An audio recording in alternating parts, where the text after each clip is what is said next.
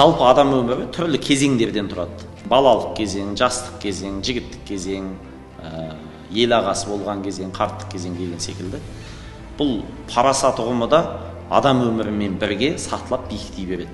Сондықтан менің түсінігімде парасатты адам және парасаттылық ұғымы бұл сіз қанша алғыр болсаңыз да, қанша білімді болсаңыз да, уақыттың кезеңімен, өмірдің ағысымен, түрлі сынақтармен, түрлі өмірдегі кездесетін құбылыстардан шыңдалып өткен кезде адам бәлкім парасат биігіне көтеріледі және парасаттылық ұғымын тереңірек түсінеді. Яғни парасаттылық, менің жүрегімде парасаттылық ұғымы деген адамның бойындағы адами сапалардың кемелдену биіктігі. Парасат пен толық адам деген екеуі бір-бірімен өте тығыз байланысты дүние.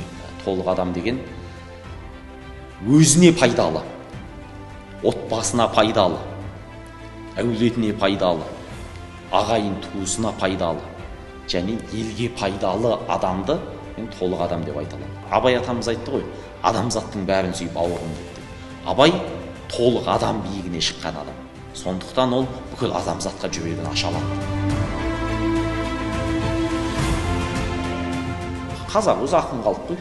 Сондықтан жаңағы пәлендей дүние түрткі болып, жаңағы ойда жоқ жерден ақын болып кеттім деп ойламаймын.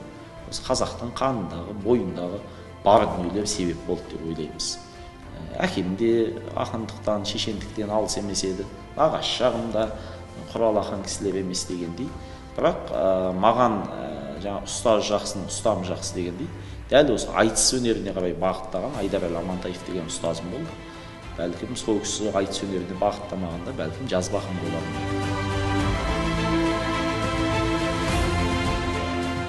Жалпы өмірде мен кез келген кісіден өзіме сабақ алуға тырысамын. Мен өзім ойлаймын, үлгі алу керек нәрсе ол тек қана бір адам емес. Бір адамның бойында 100% жақсылық болмайды, 100% жамандық болмайды. Сондықтан кез келген адамның жақсы қасиетін, жақсы жағын алу керек, жаман жағын тастау керек. Мақсатқа табандылық керек. Бір тек-тегін әдемі жетістікке жетудің жолы бар. Ол ата-ананың үйдегі батасын, разылығын алу керек. Қай бала ата-анасын риза қылатын болса, ол бала өмірде жаманшылық көрмейді. Бұл кәдімгі 1000 жылдан бері практикадан өтіп келе жатқан өмірдің 100% кәдімгі гарантиясы бар жақсылық заң. Сондықтан мен өзім кішкентай ғана бір жетістікке жеткен болсам өмірде, ол менің анамның дұғасы деп ойлаймын. Ата-анамның маған жасап отқан шын дұғасы деп ойлаймын. Сіз кез келген осы қазақ тарихындағы тұлғаларды алсаңыз жетістікке жеткен. Барлығы дерлік ата-анасының ақ батасын алған кісілер.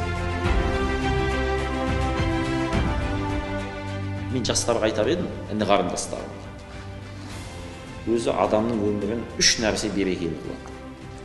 Осы 3 нәрсені істейтін болса, ол адам отбасында сыйлы болады. Өзінің ұжымында қадірлі болады. Және дос-жарандарының өмір сүріп жатқан қоғамында жақсы жетістікке жетеді. Бұл бірінші өтірік айтпау. Қазақ ешқашан өтірік айтпаған. Біздің бабаларымыз тіпті қан қасап болған мыңдаған әскерлер тұрған соғыстар бір ауыз сөзбен шешілген. Сондай кезеңдер болған. Енді дала заңдылығы да біздің бабаларымыздың әкелерге мақтылығы. Өтірік айтпау. Өтірік адамның өмірін берекесіз болады. Өтірік адамдардың арасындағы сыйымды кетіреді. Өтірік ұжымында қадірсіз болады. Өтірік адамның жүзінің нұрын кетіреді. Өтірік адамның бойында бір парасаттылық, бір салмақтылық деген болмайды. Ол яғни жүзінен көрініп тұрады адамның өтірік екені. Сондықтан бірінші нәрсе, енді қарындастарым айтады, өтірік айтпау. Екінші, уәде бердің орындау керек. Уәде Құдайдың сөзі деп қояды ғой осы қазақ. Уәдең өлгенше өзің өл дейді.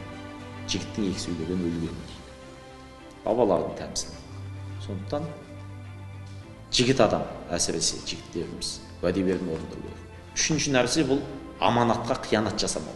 Осы 3 қасиет біздің жастарымызда болса шіркін-ай, онда біз өте бір өресі биік, сапалы ұлтқа айналамыз.